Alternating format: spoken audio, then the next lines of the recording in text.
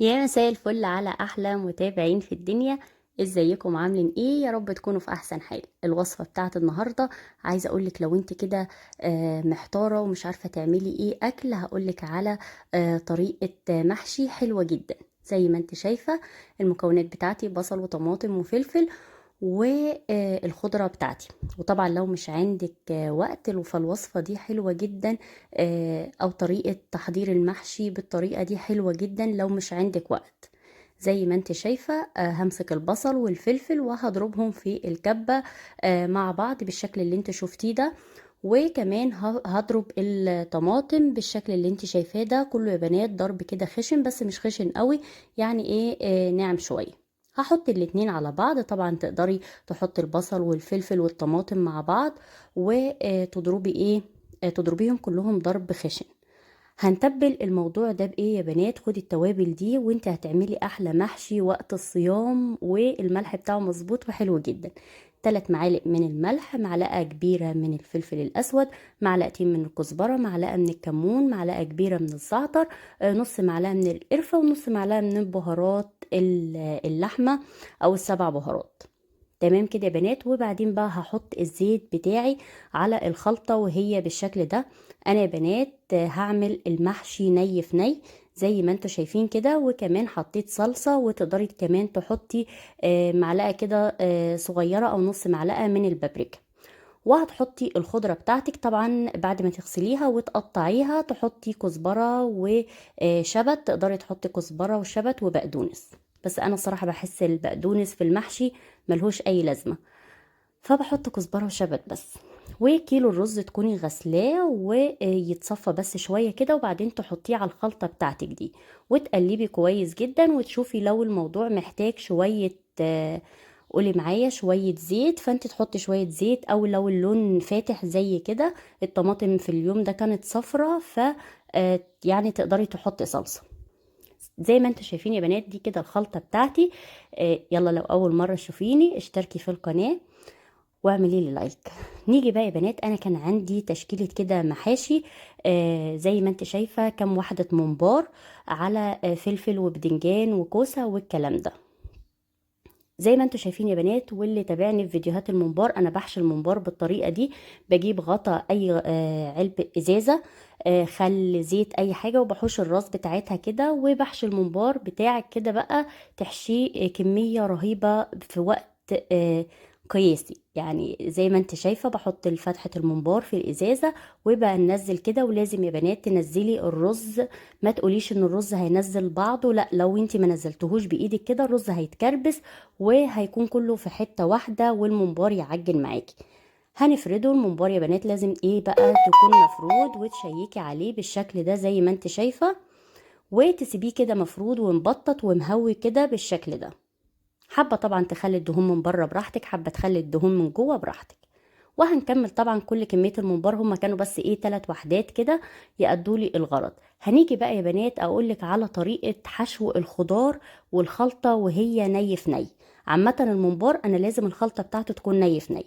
انما لو انت بقى عايزة تحشي كوسة وبتنجان وفلفل، الرز يكون ني في ني. طبعا طريقة الحشوة بتختلف زي ما انتوا شايفين كده يا بنات بالظبط. انا بمسك الرز وبحطه جوه الكوسه بتاعتي او البيدنجان بس، ولا انا اللي بدخل الرز ولا بكربس الرز كده على بعضه بايدي، يعني احشي بايدي زي ما بنحشي مثلا الخلطه المستويه، لا. انا بحط شويه الرز وبخبط كده الكوسايه خبطتين كده على حافه الطبق، يروح الرز ينزل لوحده. بس بقى وهيترتب هو كده لوحده. كل ما تحط شوية وتدي كده خبطتين، الرز كده هيترتب كده لوحده فوق بعض وينزل كده لوحده، ويدي مسافة للرز طبعا عشان يستوي وما يكونش معجن. والكوساية او البدنجلاية بدنجانة ما تعجنش او تفرقع منك، او الرز ما يكونش مستوي. شايفين يا بنات؟ ركزوا معايا في الحتة دي. وكمان يا بنات ما بحشيهاش للاخر، بسيب كده مسافة قد ايه عقلة صباع كده او نص عقلة صباع. شايفين انا بعمل ايه؟ الخبطة دي بتنزل لي الرز لاخر البدنجانية بتاعتي او الكوسة، من غير ما انت تدخلي ايدك او من غير ما تكربسي الرز فوق بعض والحشو يبوظ معاكي. لحد ما توصلي للاخر. تسيبي البدنجانية كده زي ما انت شايفة مهوية وفيها مسافة علشان الرز يستوي، ده رز ني. وكمان سايبة زي ما انت شايفة بتاع عقلة صباع، شايفين؟ بس بقى يا ست الكل، هتخلصي كل الكمية بالشكل ده، سواء بدنجان او فلفل او كوسة. شايفة يا بنات انا سايبة ايه؟ سايبة مسافة كويسة عشان الرز لما او الصوابع تستوي، المحشي يستوي، الرز ما يطلعش من المحشي بتاعي. شايفين؟ انا باكد على المعلومة دي. نيجي بقى يا بنات نسوي المحشي بتاعنا. انا بوقف المحشي بالشكل ده. كان عندي زيت كام حتة لحمة كده صغيرة، رحت حطيتهم في قعر الحلة بتاعتي. لو اللحمة بتاعتك السوا بتاعها سريع او هي يعني صغيرة من قطعية الفليتو، فتقدري تحطي شرايح من اللحمة في قعر الحلة بتاعتك. وتوقفي بقى المحشي بتاعك. طبعا اللحمة هتتبليها بملح وفلفل، وتوقفي المحشي بتاعك بالشكل اللي انتي شفتيه ده. والتسوية بنات هنحط الشوربة بتاعتنا لحد ايه كده نص الصوابع، وبقى تسويه بالطريقة العادية. نيجي بقى في الوقت اللي بيستوي فيه المحشي، هعمل شوية ملوخية زي ما انت شايفة كده. كان عندي شوربة برضو في الفريزر طلعتها، وهعمل شوية ملوخية. كيس الملوخية المجمد يا بنات لو انت هتاكليه بالعيش تقدري هو بس تعمليه على كوبايتين بس من الشوربة. طبعا لو مع رز فانت عايزة قوامها يكون خفيف شوية، فتقدري بقى ايه كوبايتين ونص. هتيجي بقى تروحي تطش التومة بتاعتك عادي خالص بكزبرة وحتة شطة وملح بقى لحد ما تاخد لون زاهي كده، عشان طعم الملوخية بتاعتك يكون حلو. نيجي بقى نحمر الممبار.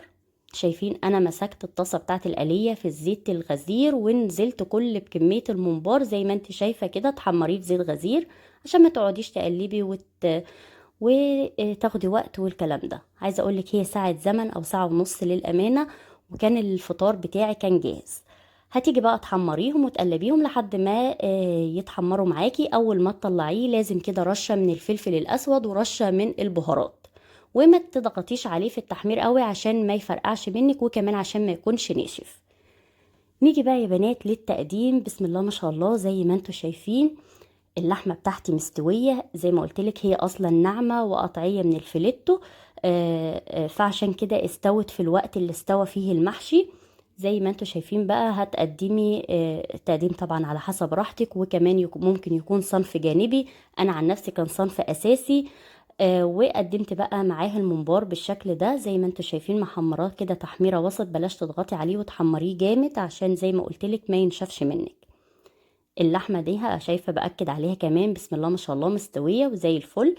المحشي بقى يا بنات عايزه اوريكي المحشي الخلطه لما هي ني في ني. وبصي لو انتي اتبعتي الحاجات اللي انا قلتها لك، ولا رزايه طالعه من المحشي بتاعك. شايفين بسم الله ما شاء الله المحشي ادي البدنجانيه ولا مفرقعه ولا اي حاجه. يمكن هي الكوسه ممكن كام واحده تطق كده عشان طبعا الكوسه مستويه يعني ما بتاخدش سوا. الرز مفلفل ومستوي في الوقت ده. طبعا المغرب كانت أذنت. شايفين يا بنات بسم الله ما شاء الله تحفة وأحلى محشي تاكليه اللي هو ني في ني. جربي الوصفة دي وابقوا قولي لي رأيك، واستنيني في فيديو جديد. باي باي.